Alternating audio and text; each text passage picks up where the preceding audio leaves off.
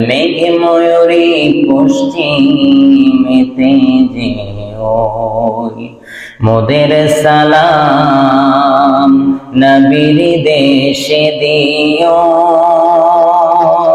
রওজা জিয়ারতের আশায়, রওজা জিয়ারতের আশায় প্রিয়াসী অন্তর, যেথায় মোদের প্রিয় নবী ঘুমাইতে পান্ত।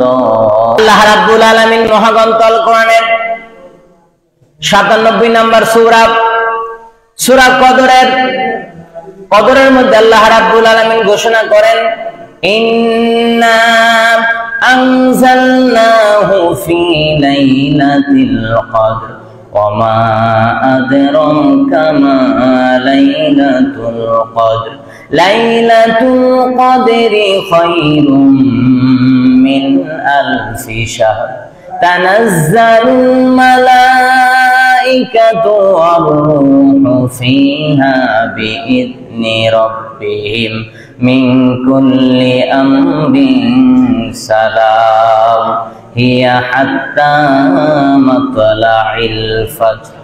আল্লাহ রাব্বুল আলামিন ঘোষণা করেন, ইন্না আনজালনাহু ফি লাইলাতিল কদর, নিশ্চয় আমি কোরআন নাযিল করেছি লাইলাতুল কদরে।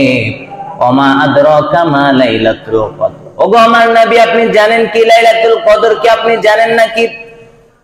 আল্লাহ রাব্বুল আলামিন তার হাবিবকে প্রশ্নবোধক ভাবে জিজ্ঞেস করলেন, ওগো আমার হাবিব আপনি কি জানেন লাইলাতুল কদর কি?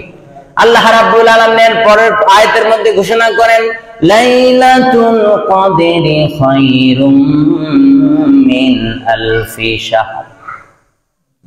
আল্লাহ রাব্বুল আলামিন বলেন, লাইলাতুল কদর হলো 1000 মাসের অপেক্ষা উত্তম। সুবহানাল্লাহ বলেন।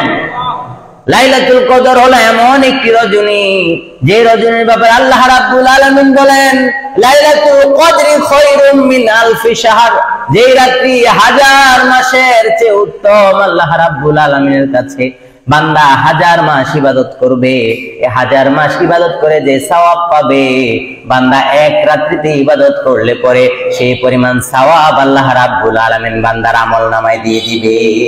সুবহানাল্লাহ। আল্লাহ রাব্বুল আলামিন ৪ নম্বর আয়াতে ঘোষণা করেন, তানাজ্জালুল মালাইকাতু ওয়ার রূহু ফিহা বিইذনি রাব্বিহিম মিন কুল্লি আমর। আল্লাহ রাব্বুল আলামিন বলেন, এই রাত্রিতে ফেরেশতারা এবং জিবরাইল আমিন সহ সকল আল্লাহর হুকুম, আল্লাহ রাব্বুল আলামিনের অনুমতি ক্রমে সকল সিদ্ধান্ত নিয়ে দুনিয়ার মধ্যে অবতরণ করেন। আল্লাহ রাব্বুল আলামিন সকল সিদ্ধান্ত নিয়ে এই রাত্রিতে লাইলাতুল কদর রজনীর মধ্যে লাইলাতুল কদর যখন আসে, এই রাত্রিতে আল্লাহ রাব্বুল আলামিনের হুকুমে সকল ফেরেশতারা জিবরাইল আলাইহিস সালাতু ওয়াস সালামের নেতৃত্বে আল্লাহ রাব্বুল আলামিনের সকল হুকুম, সকল বিধানগুলো এক বছরে আগামী 1 বছর পর্যন্ত কি হবে, কি ঘটবে, বান্দার তাকদিরে কি কি আছে, বান্দার ভালো মন্দ সব কিছু নির্ধারণ বিষয় নিয়ে আসেন। জিবরাইল আলাইহিস সালাতু ওয়াস সালাম আল্লাহ রাব্বুল আলামিনের পক্ষ থেকে সকল হুকুম আহকামগুলো এই রাত্রিতে নিয়ে আসেন।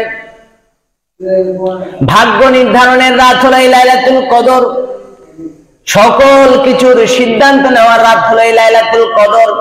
যেহেতু আমাদের সামনে লাইলাতুল কদর সমাগত, সেই জন্য এই মুহূর্তে আমার এই বিষয় সম্পর্কে আলোচনা।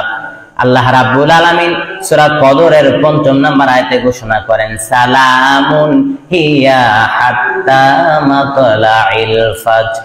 আরে লাইলাতুল কদরে যে ফেরেশতারা আসে, এই শান্তিময় রাত ফজর হওয়ার আগ পর্যন্ত থাকে। আরে শান্তিময় রাত সেই ফজরের সময় হওয়া পর্যন্তের সূচনা। ফজর হওয়ার আগ পর্যন্ত শান্তিময় রাত বিরাজ করে। এই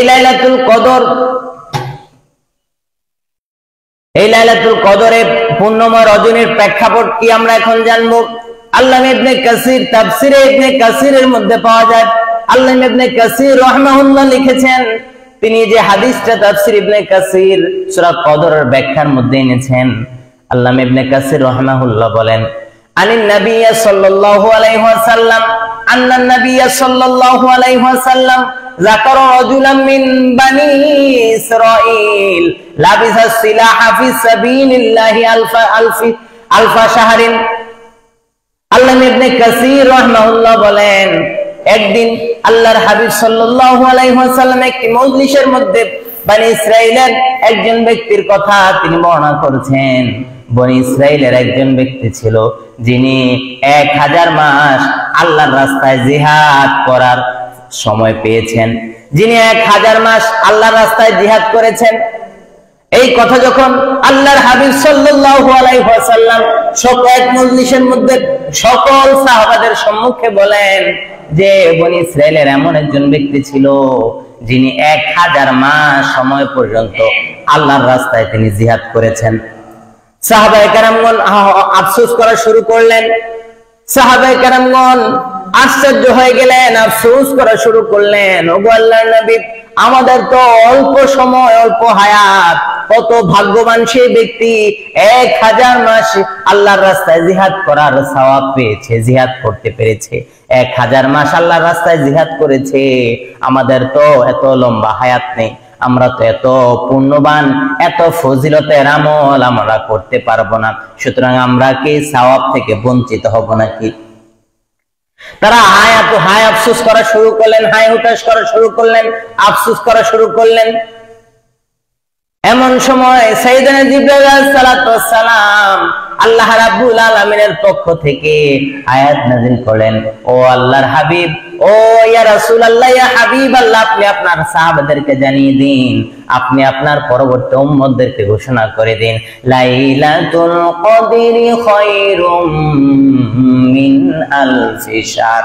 ওগো আল্লাহর নবী, আপনি আপনার সাহাবাদেরকে ঘোষণা করে দিন, আপনি আপনার উম্মতদেরকে জানিয়ে দিন, এই যে লাইলাতুল কদর মাহে রমজানের শেষ দশক আল্লাহ রাব্বুল আলামিন আপনার উম্মতদেরকে দিয়েছেন, আপনার সাহাবাদেরকে দিয়েছেন, আপনার উম্মতদেরকে দিয়েছেন।